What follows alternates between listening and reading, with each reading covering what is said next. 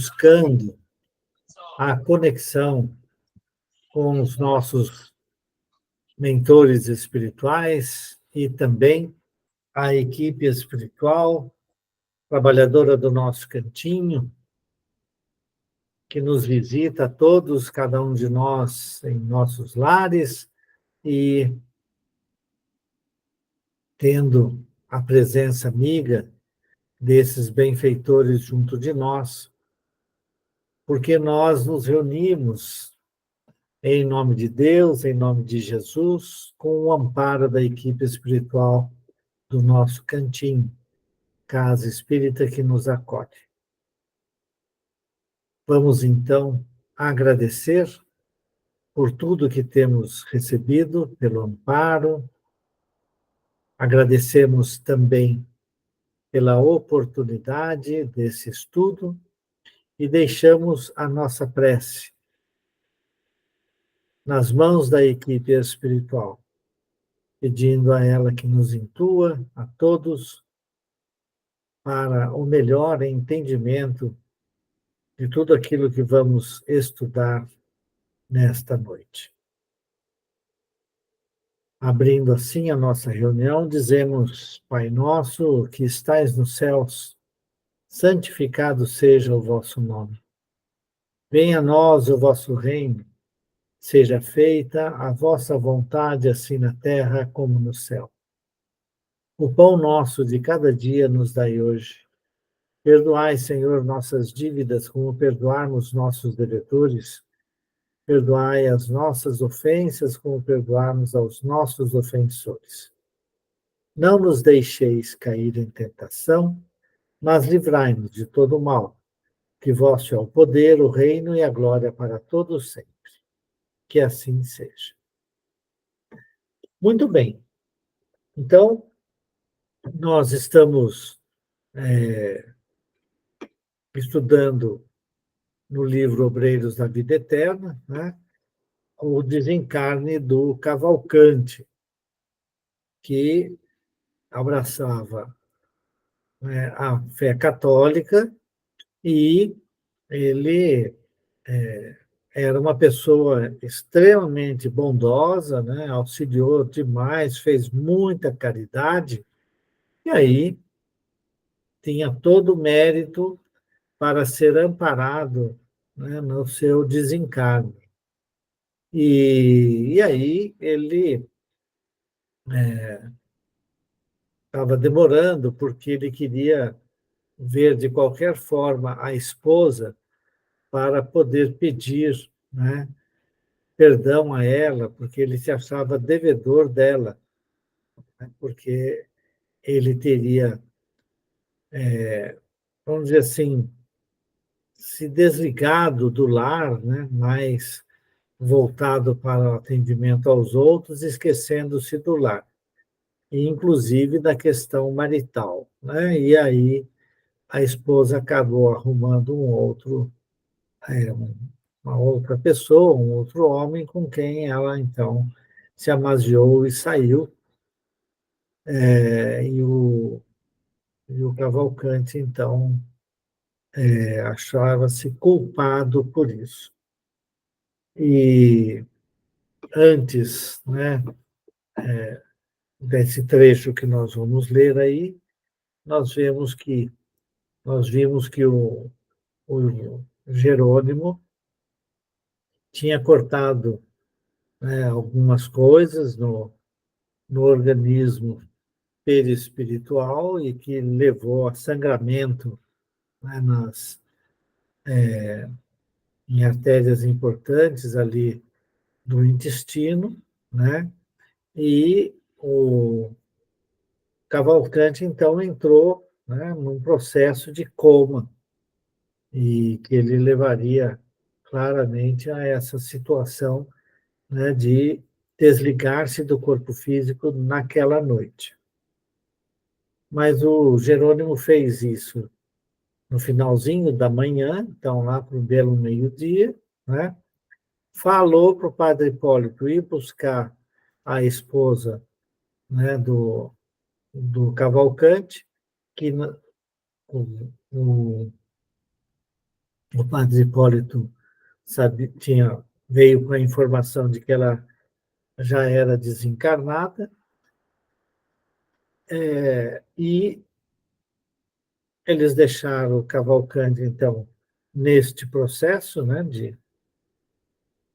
vamos dizer assim, de perda muito grande de sangue, e voltaram à noite, né? Então, eles voltariam à noite aí para acontecer, então, o desencarne. E é nesse trecho, nesse ponto que nós paramos, né, no livro, que quando eles voltaram, né, o André Luiz estava muito preocupado com a questão do Cavalcanti ter visões, né, do plano espiritual, na medida em que, conforme as forças físicas vão se esvaindo, o espírito vai se libertando do corpo físico. E, portanto, a chance do Cavalcanti ver aquilo que se passava na enfermaria, que um monte de doentes que o André Luiz estava vendo, né, era muito grande. E o André Luiz, então, estava preocupadíssimo, porque o que seria do Cavalcanti? Ele ia ficar louco por aquelas coisas que ele estava vendo. E perguntou para o Jerônimo, e o Jerônimo falou assim: olha, eu não sei, cada um é um, né? E, e ele falou assim: quando a luz chega, né, depende daquilo que você quer ver. Se você quer ver as belezas das coisas, ou se você quer ver o pântano, né? Ou a água cristalina ou o pântano. É uma questão de escolha e sintonia, né? É muito, muito interessante. Então, foi nesse ponto, então, que nós paramos, assim, Cavalcanti avizinhava-se do coma. Então, eu vou pedir aqui para a Elisete continuar lendo, se ela estiver bem de voz. Aham, tô bem, sim. Então, vamos lá. Cavalcante avizinhava-se do coma. O sangue alagava lençóis, que eram substituídos repetidamente. O enfraquecimento geral progredia rápido. O agonizante inspirava dó.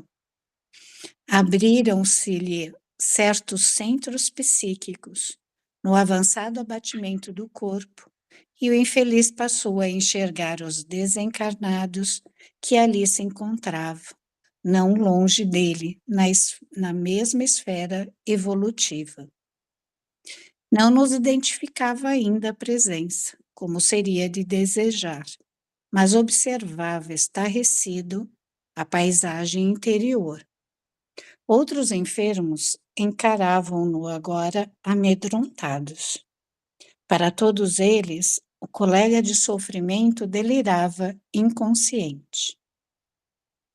Estarei no inferno ou vivemos em casa de loucos? Bradava sob horrível tormento moral. Oh, os demônios, os demônios! Vejam o espírito mal roendo chagas. E de faces contraída, apontava mísero ancião de pernas varicosas. Oh, que diz ele? Prosseguia com visível espanto. Diz que não é o diabo. Afirma que o doente lhe deve. Já imaginou? Você você está, né, deitado num leito lá com um monte de problemas e o outro falando que tem um demônio sugando sangue lá do cara. Já imaginou que loucura? E se você não vê nada, não sabe nada desse negócio, como é que você vai fazer? É impressionante, né? Então, imagina, aí numa hora dessas, eu não justifico, espera lá, certo? Não justifico. Mas para quem não tem o conhecimento, né, da continuidade da vida, ou, né, é muito preso aos dogmas religiosos, não é? Realmente você fica meio enlouquecido, você acha que o cara está louco. E agora você imagina o corpo clínico. Se você tem um médico, né, que, ao invés de cumprir o juramento que fez, né, de só salvar vidas, e, ao contrário, você, por piedade, né, alivia o sofrimento do outro, né, é muito, é muito natural acontecer isso. Eu não estou dizendo que está certo, só estou dizendo, é muito natural. Se você tem um médico, e é interessante, eu queria chamar a atenção e peço perdão a quem, né, eu tenho dois irmãos que são médicos, hein, então, um deles já partiu para o plano espiritual, mas os médicos, eles eram, lá na faculdade em que ele fez, um deles fez faculdade, os médicos, logo no primeiro ano, os alunos eram o tempo inteiro instigados a pensar que eles podiam tudo. Eles eram, né? Eles tinham poder de Deus nas mãos. E que eles eram melhores que todos os demais. E que eles tinham, sim, a possibilidade de fazer o que eles achassem que devesse em benefício do paciente. Então, se você ao longo de 5 anos, né, isso fica martelando na tua cabeça, e você é materialista, principalmente porque na hora que você corta o sujeito, você não vê a alma saindo dele nem nada, a chance dele fazer a eutanásia é muito grande, né? É muito grande. É uma pena, mas é isso mesmo. Então, veja, tudo aquilo que o Cavalcante está vendo e está falando em altos brados, né? Dado que ele estava doente, estava ali quase nas últimas, né? Quase não, nas últimas. O cara pensa que é delírio na cabeça dele. Mas quem está passando e sofrendo as coisas lá, olha aquilo, se tiver também a mente, né, bem assim influenciável, meu, ele aceita que o demônio está ali do lado dele, fazendo ele passar mal mesmo, né? E se ele também é invigilante, a presença desses, entre aspas, demônios é muito natural também. Eu vou fechar a porta aqui, dá licença, só um minutinho. Pode continuar, Lisete, ou eu ouço os colegas aí. Ouvidos à escuta, silenciava ansioso por registrar as palavras impensadas e criminosas do algoz desencarnado, mas não conseguindo, desabafava-se em gritos lamentosos, infundindo compaixão. Não fora fraqueza invencível ter-se-ia levantado com o impulso de louco. Doentes e enfermeiros alarmados optavam pela remoção do moribundo. Tinham medo, Cavalcante desvairava. Consolavam-se, todavia, na expectativa de que a hemorragia abundante prenunciasse termo próximo. Jerônimo ministrou-lhe então piedosamente recursos de reconforto e o agonizante aquietou-se devagarinho. Não se passou muito tempo e Bonifácio entrou conduzindo o verdadeiro fantasma. A ex-consorte, convocada à cena, semelhava-se em tudo à sombra espectral. Não via o nosso cooperador, mas obedecia-lhe a ordem. Penetrou o recinto, arrastando-se quase. Satisfazendo o guia automaticamente, veio ter ao leito de Cavalcante. Fitou-o com intraduzível impressão de horror e gritou longamente, perturbando-lhe a hora de alívio. O moribundo voltou-se e viu-a. Alegre sorriso estampou-se-lhe no escaveirado rosto. Pois és tu, Bela. Graças a Deus, não morrerei sem pedir-te desculpas. A ternura com que se dirigia a tão miserável figura causava compaixão. A esposa abeirou-se do leito, tentando ajoelhar-se. Ouvindo-o assombrada, retrucou aflita: Joaquim, perdoa-me, perdoa-me. Perdoar-te de quê? Replicou ele, buscando inutilmente afagá-la. Eu sim fui injusto contigo, abandonando-te ao léu da sorte. Por favor, não me queiras mal. Não te pude compreender noutro tempo e facilitei-te o passo em falso, colaborando impensadamente para que te precipitasses em escuro despenhadeiro. Não entendi o problema doméstico tanto quanto devia. Hoje, porém, que a morte me busca, desejo a paz da consciência. Confesso minha culpa e rogo-te perdão. Desculpa-me. Já imaginou?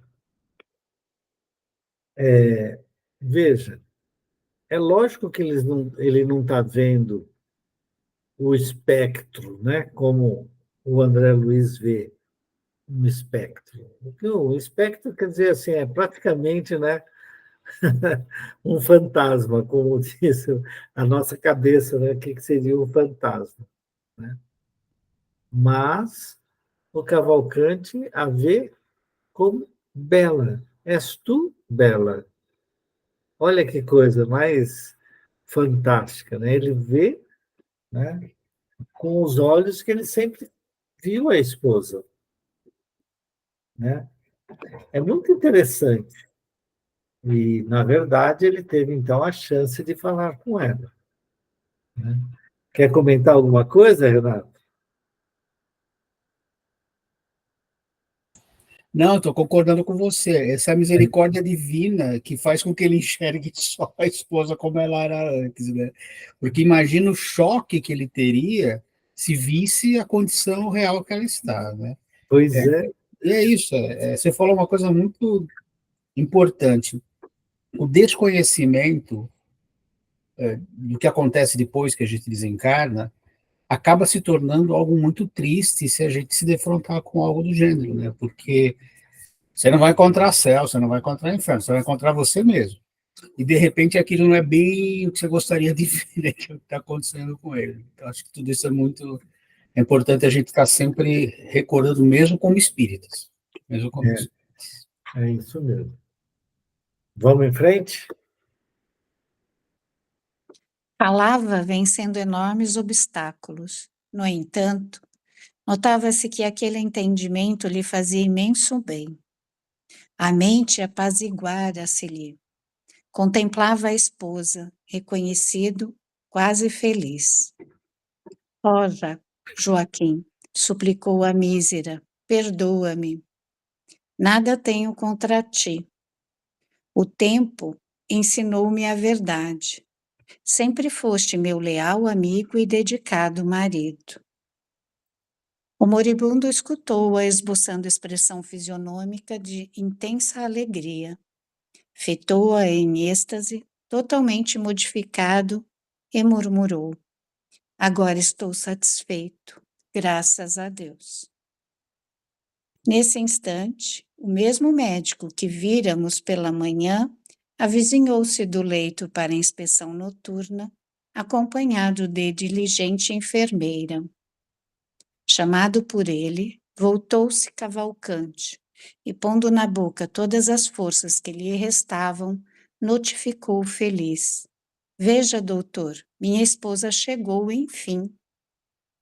E, interessado em conquistar a atenção do interlocutor, prosseguia: Estou contente, conformado, mas minha pobre Bela parece enferma, abatida. Ajude-a, por amor de Deus. Olha que coisa mais maluca, não é? Ele vivia nos dois mundos ali, né? O mundo material e o espiritual já. E conversava como se o outro estivesse vendo tudo direitinho, como se fosse a coisa mais natural do mundo. E o que eu só queria chamar a atenção é que, óbvio, nesse estado em que as forças físicas estão acabando mesmo, né? A coisa mais natural do mundo é o espírito ver tudo o que está acontecendo no mundo espiritual. O espírito dele está praticamente desligado do corpo. Quando meu avô faleceu lá em São Paulo, né, ele estava morando com a gente e, e ele passou uma noite muito ruim, porque no dia anterior, o médico veio, ele estava na nossa casa, mas o médico que veio visitá-lo falou para a gente: olha, gente, a gangrena está consumindo a perna dele e não pode chegar mais para frente, nós vamos ter que cortar a perna dele. E eu falava: de jeito nenhum, não vai cortar a perna. Mas era aquele negócio. Minha mãe não queria, meu pai não queria, mas uma irmã minha, que tinha uma ascendência bastante forte sobre ele, queria, mas ele já estava praticamente, já não via mais, ele não se falava mais coisa com coisa. Mas ela queria, achava: não, vamos manter a vida, corta a perna. Porque diz, aí vem aquela história, visão espírita, né? Eu estou colocando entre aspas só para chamar a atenção, que eu acho que isso é um debate importante que tem que ser feito entre os espíritas, né? Veja, você vai prolongar a vida, né? Causando um sofrimento atroz, porque vai perder a perna, vai cortar a perna da pessoa, certo? Mas ela já não está falando coisa com coisa, não tem nada. Você faz isso por quê? Que é a mesma coisa que é a história de ficar prolongando a vida, entubando a pessoa, né, para fazer a ventilação pulmonar forçada, né, em que a pessoa fica lá no leito de morte em sofrimento, com um tubo na coisa, você não consegue conversar com a pessoa, você não tem o que fazer. Então, por que continuar? Por que fazer esse tipo de coisa? Aí, nesse sentido, aquela coisa que o Renato falou da última vez, né, que seria a tal da ortotanásia, não é isso? Que você dá o máximo possível de conforto e qualidade de vida para o paciente, mas deixa a doença seguir o seu curso. Nós fizemos isso no caso do meu irmão, né? Foi dado o máximo possível de auxílio a ele, né? Diminuindo o máximo possível as dores, mas também não o sedando de maneira a que não lhe desse a capacidade de raciocínio, de conversar com os filhos, com os entes queridos, né? E quando você faz isso, você tem que fazer essa opção, porque se a pessoa está sedada a ponto de não conseguir conversar, né, é porque você está tentando tirar completamente a dor, ela não tem consciência da dor, né? Mas se você diminui os analgésicos, anestésicos, né, para permitir a lucidez, você com certeza, né, está dando a chance de o sistema de passar dor, né? O sistema corpo humano passa dor. As células vão morrendo, não tem o que fazer, vai ter dor, né? Então é muito importante a gente entender isso, né? Até quando que a coisa vai para frente e até quando você pode dar uma morte que a gente chama de uma morte digna. Não no sentido do que vai acontecer agora, a gente já sabe o que vai, nós já lemos, né? Mas para se discutir, né? E não ter medo de tomar decisões, né, que possam ajudar. Quem é que quer falar aí que abriu? Sou eu, Eduardo. Oi, tudo bom, Pocinho? Tudo bem. Eu estava ouvindo vocês falando, estou lembrando da minha mãe, né? Minha mãe é assim, a, a, a chaminha dela está apagando devagarzinho, mas ela está lá. E aconteceu um fato engraçado, que no começo do mês passado, numa terça-feira, a Malu tinha ido embora, a Lívia tinha descido para o nosso cantinho, e eu estava lá dando o suco da tarde para ela, né? Eu Uhum. comecei a conversar com ela. Falei, mãe, tá na hora já, tem tanta gente esperando a senhora lá do outro lado. Papai, vovô, irmão Bento, né? Deve estar tudo lá querendo. Ela virou assim para mim de lado, deu uma olhadinha e fez assim: ai, ai, ai, vai embora, vai embora, vai embora, vai embora. Não quis saber, não. Botou eu, como que é? Para, deixa eu aqui, que aqui tá bom. Né? Mas, Deixa eu contar, já que você falou disso, então, foi só terminar do meu avô e depois vou contar uma coisa com a minha mãe, viu? Que também foi muito interessante. Mas o meu avô, logo no finalzinho, assim, de noite, né? Ele não estava bem de jeito nenhum. Eu e meu pai nos revezamos à noite, assim, né? Cada um descansava meia hora na sala, depois vinha e tal. E meu avô falava assim, ah, avó, não sei o que lá. E ficava apontando as pessoas todas que ele estava vendo. E ele é daqueles espanholão, né? Espanhol é aquele, aí governo, sou contra, né? É assim que ele era, né? Eu esqueci como é que era a coisa, se não é, se não tem governo, é eu que sou o governo, né? Então, ele teve, obviamente, desafetos na vida.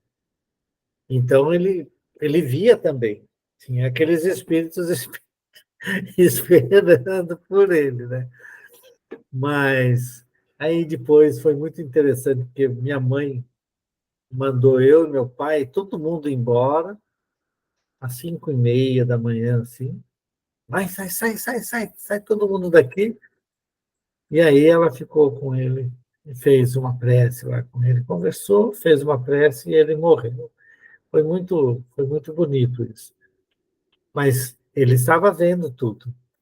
No caso da minha mãe, que aconteceu o que você falou, foi muito interessante, porque ela estava num processo, em 2014 isso, ela estava num processo, 2013 para 2014, eu não lembro bem, que ela estava quase morre, não morre lá em Assis.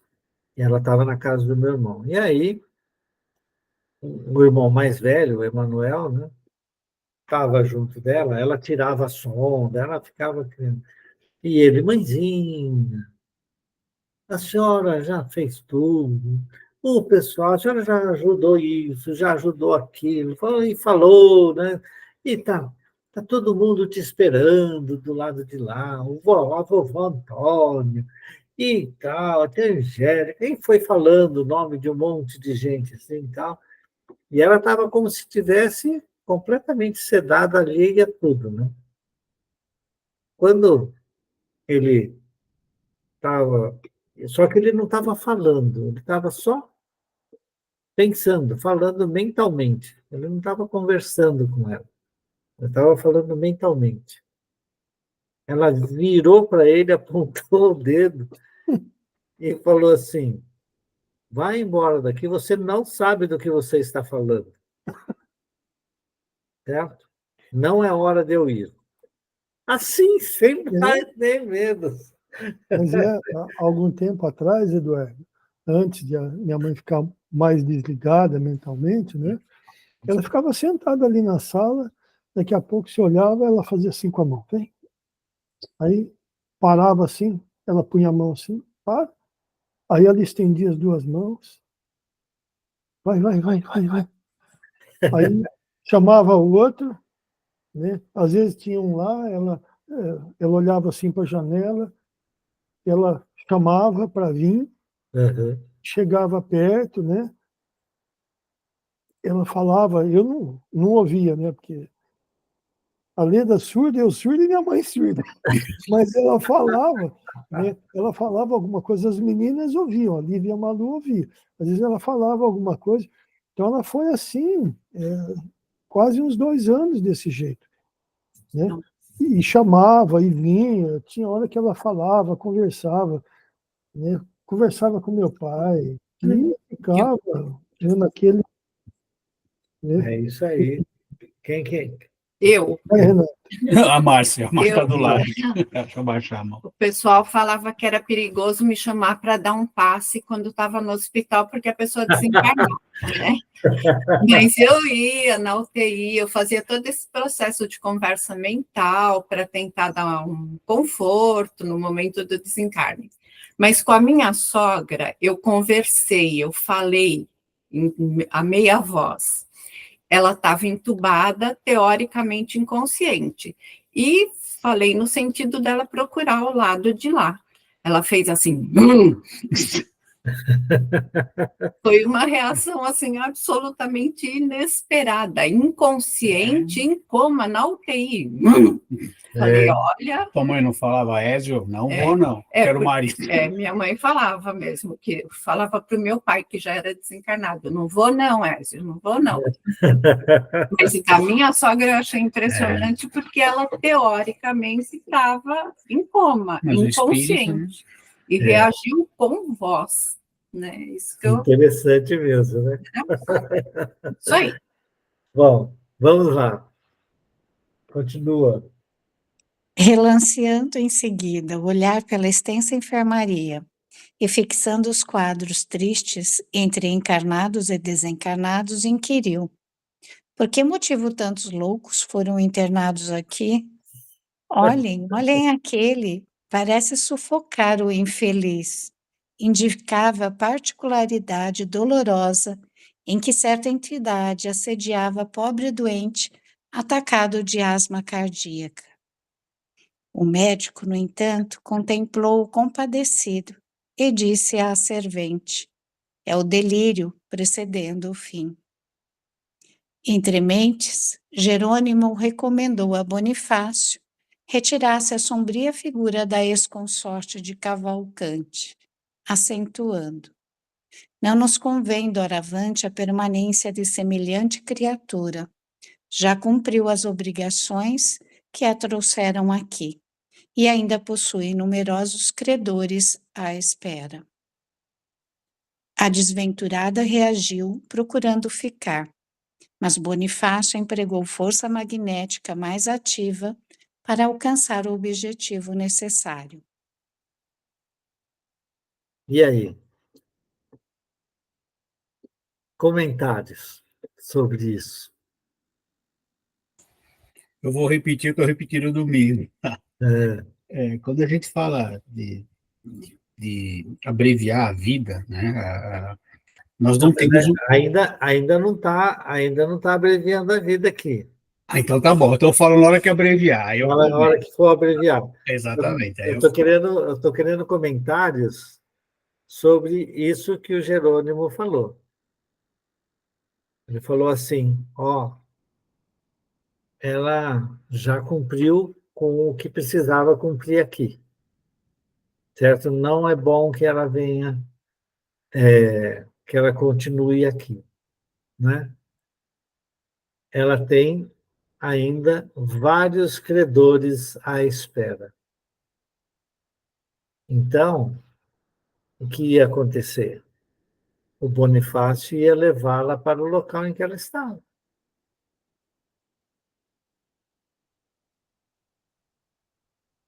E aí, Alexandre, me conta, o que você acha disso? Pô, eu, Edu? É com você mesmo, Alexandre. O que você acha disso? É Ai, provocação a você. não sei se eu acho alguma coisa, Edu. É, não sei. Para mim parece assim muito natural que tá, sabe, se passando assim. Por isso que eu nem tô comentando nada, porque, né, tá lá, o orientador tá lá, ele sabe exatamente quando é o tempo certo, o que pode acontecer, o que que não pode acontecer. É difícil para mim assim dar uma, né, uma uma opinião assim, sabe? Não, então vou ser mais direto. Hum, Você lembra quando nós estudávamos no livro Missionários da Luz? Não, na verdade, nesse mesmo estudo aí, uhum, no Obreiros, nas partes primeiras lá, que você falava, mas, cara, isso, né? Jogar raios magnéticos contra os espíritos e é, tal, lembra? lembro. Isso aí é coisa, né, de espírito bom fazer isso, né? Ele achava tudo injusto. Tudo injusto. E agora eu tô falando assim, olha bem o que fez o Jerônimo. Ele foi lá, falou para o Bonifácio, vai lá, pega a mulher do cara e traz aqui. Ele foi, pegou a mulher do cara, levou lá, fez o que tinha que fazer, agora leva de volta. É. Então, eu ainda acho uma maldade jogar raio magnético nos outros, hein, Edu? Então, mas não sei, a gente vai lendo, vai estudando, vai amadurecendo, não é? Claramente o Bonifácio, no Bonifácio, esqueci o nome do que está O desencarnado. Jerônimo. Não, o Jerônimo é o guia, né? É, O que está desencarnando tinha. Cavalcante. Cavalcante, isso. Cavalcante tinha mérito para poder receber a visita da esposa, não é?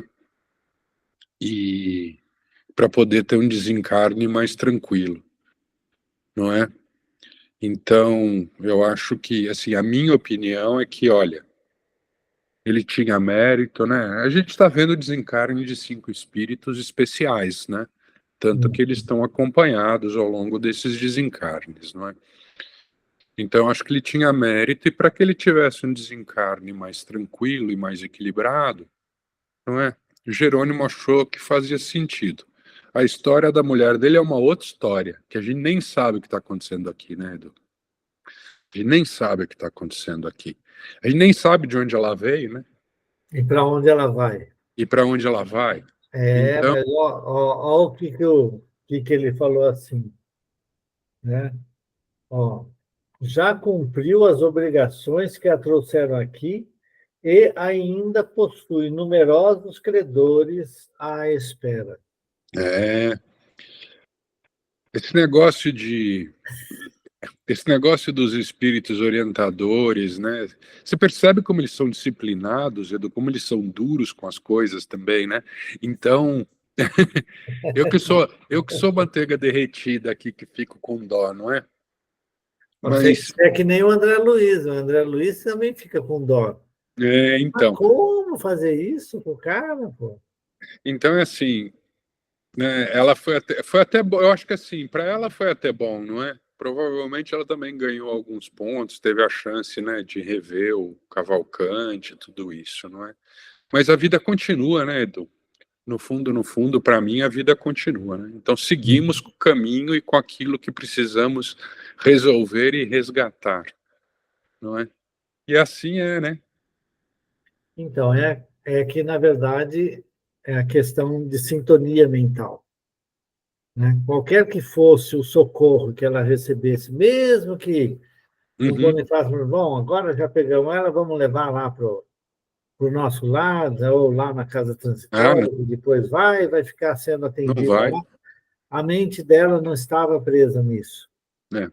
Não tinha, por parte dela, a não ser em relação ao Cavalcante, né, a, vamos dizer assim, o remorso por ter abandonado ele e tal. Então, ela pediu perdão, né? Mas, fora disso, aquele arrependimento que a Zenóbia falava para poder haver o atendimento daqueles espíritos que estavam lá em sofrimento atroz e precisavam e poderiam ser atendidos, então tinha que ter um arrependimento real sobre todas as coisas, com certeza não estava na mente da nossa irmã, né? E a ligação dela com os credores ainda era grande. A gente está estudando esse tema nos dois estudos de terça-feira, né, Edu? No Pensamento e Vida e de Mediunidade, a questão, da sintonia vibracional. É muito interessante, não é? Porque não adianta, né? A verdade é que não adianta. Se você não estiver preparado, não vai, não caminha. A gente sabe disso, né? A gente aprende isso, né? E provavelmente é o caso dela, não é? Mas vai que o Cavalcante aí, depois de desencarnado, não vai lá e não dá uma força, né, Edu? Vai saber, né? Pois é.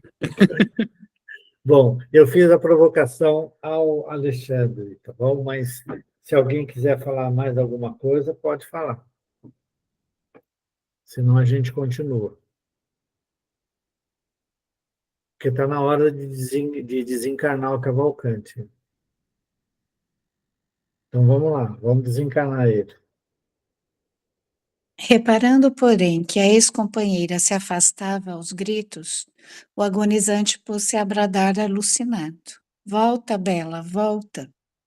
Esforçou-se o clínico por trazê-lo à esfera de observações que lhe era própria, mas debalde.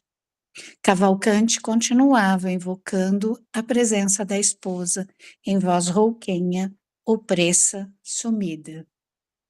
O médico abanou a cabeça e exclamou quase num sussurro: é impossível continuar assim. Será aliviado. Jerônimo penetrou-lhe o íntimo, porque passou a mostrar extrema preocupação, comunicando-me gravemente: beneficiemos o moribundo por nossa vez, empregando medidas drásticas. O doutor pretende impor-lhe fatal anestésico.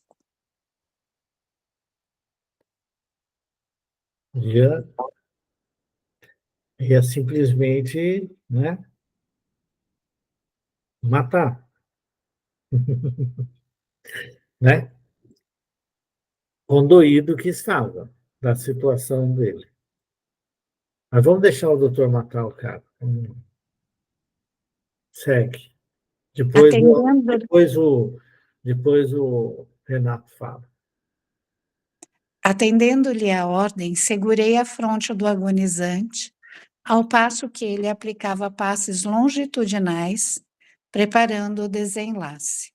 Mas o teimoso amigo continuava reagindo. Não, exclamava mentalmente, não posso morrer. Tenho medo, tenho medo. O clínico, todavia, não se demorou muito e, como o enfermo lutava desesperado em oposição ao nosso auxílio, não nos foi possível aplicar-lhe golpe extremo. Sem qualquer conhecimento das dificuldades espirituais, o médico ministrou a chamada injeção compassiva, ante o gesto de profunda desaprovação do meu orientador. Matou. Viu? Tinha que matar o Cavalcante hoje, então matamos ele. Vamos lá. Continua mais um pouquinho. Em poucos instantes, o moribundo calou-se. Inteiriçaram-se-lhe os membros vagarosamente. Imobilizou-se a máscara facial. Fizeram-se vítreos os olhos móveis. Cavalcante, para o espectador comum, estava morto. Não para nós, entretanto. A personalidade desencarnante estava presa ao corpo inerte, em plena inconsciência e incapaz de qualquer reação. Vamos em frente. Sem perder a serenidade otimista, o orientador explicou-me. A carga fulminante da medicação de descanso, por atuar diretamente em todo o sistema nervoso, interessa aos centros do organismo perispiritual. Cavalcante permanece agora colado a trilhões de células neutralizadas, dormentes, invadido ele mesmo de estranho torpor que o impossibilita de dar qualquer resposta ao nosso esforço. Provavelmente, só poderemos libertá-lo depois de decorridas mais de 12 horas. Regressando, Bonifácio, o meu dirigente prestou-lhe informações exatas e confiou-lhe o pobre amigo, que foi imediatamente transportado ao necrotério. E conforme a primeira suposição de Jerônimo, somente nos foi possível a libertação do recém-desencarnado quando já haviam transcorrido 20 horas após serviço muito laborioso para nós. Ainda assim, Cavalcante não se retirou em condições favoráveis e animadoras. Apático, sonolento, desmemoriado, foi por nós conduzido ao asilo de Fabiano, demonstrando necessitar maiores cuidados. Matamos o Cavalcante. Comente, senhor Renato. Desculpa ter falado antes, é que eu perdi o momento lá. A Márcia também ela pode ajudar. Sobre esse... infelizmente, ainda é uma prática relativamente comum, né? Usar desse artifício. Eu tenho minhas dúvidas se Eu é acho só... que cada vez mais comum, viu? Eu tenho minhas dúvidas se é só porque o médico está com dó, tá? Sou muito franco, eu trabalho com médicos há muito tempo, né? Mas enfim. Mas o que a gente estava comentando no domingo passado era sobre se eles, né, o pessoal da espiritualidade, poderia antecipar a morte dele. E acho que a gente falou sobre isso, né? A gente não sabe nada a respeito da vida do Cavalcante, então interferir no processo de desencarne dele dessa forma, ele pode realmente, como aconteceu, ficar sofrendo em algum sentido. Imagina alguém que não tenha esse amparo, né? O médico também vai responder por isso é um fato, porque isso você pode considerar até um assassinato, se você for pegar pelas leis divinas, né? Mas a espiritualidade tem essa visão global que nós não temos. Então, se eles tiverem que abreviar porque eles sabem que aquilo não vai ser prejudicial, eles vão fazer. Porque o conhecimento nesse momento é fundamental, né? Eles sabem em que momento da encarnação o Cavalcante estaria e poderia ser auxiliado. Aí eles não vão desencarnar o cara, eles vão auxiliar o cara, porque a natureza está agindo, né? Quando você falou deixar a doença progredir, é deixar a natureza agir, a pessoa vai correr porque não tem o que fazer. O que você ia falar? Eu ia colocar uma situação assim que até hoje me impacta. A diferença entre ser espírita e não ser espírita. Num simpósio sobre cuidados paliativos, uma médica palestrante colocou que ela ficava muito incomodada com esse tipo de situação, né, onde simplesmente provocava a morte do paciente em finitude. E católica, ela perguntou para o padre falou, não, você não precisa ficar triste, você está fazendo o que é melhor, você está deixando a pessoa não entrar em sofrimento. Agora, imagina esse não entrar em sofrimento, o que causou, quantos problemas que ela deve ter causado para a espiritualidade, Deu trabalho e para assim, com a anuência do padre, né? Por isso que eu falo a diferença entre ser espírita e não ser espírita. Então, é exatamente por isso que, qualquer que seja, se a gente tiver a oportunidade de falar, a gente tem que colocar a visão espírita. Por mais que o pessoal fale assim, isso daí é baboseira, certo? Porque para qualquer dessas pessoas, você pergunta assim, você já leu alguma coisa a respeito? Você estudou sobre esse assunto? Né? Porque, geralmente, as pessoas, quando nós abordamos o assunto do ponto de vista espírita, né, as pessoas geralmente nos tratam com desdém.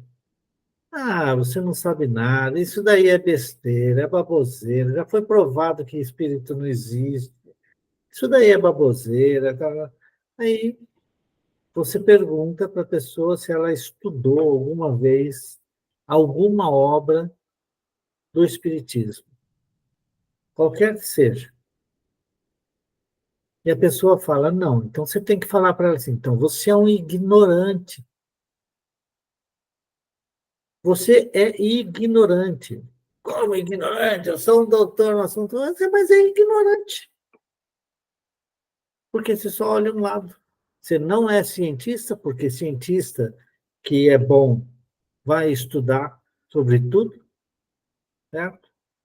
Ainda mais para tratar de pessoas em estado nessas condições, né? Então, tratar de assuntos paliativos, você precisa conhecer todas as doutrinas religiosas e estudar com afinco.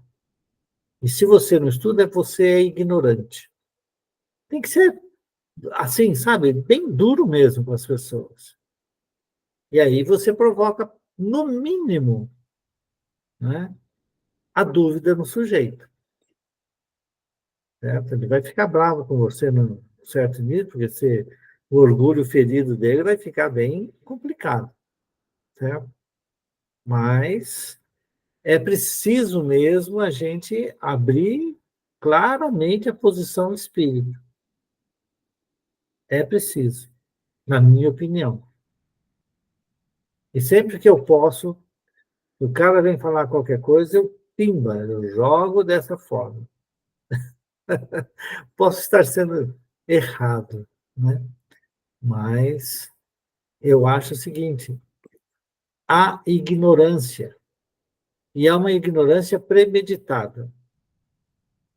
Premeditada. Veja que, um pouquinho antes de nós começarmos o nosso estudo, vocês viram o que foi falado aí por alguns grupos religiosos, algumas pessoas, né, falando sobre, ligando centros espíritas, a quantidade de centros espíritas às enchentes que estão ocorrendo. É ignorância provocada mesmo. Ela gera realmente coisas muito ruins.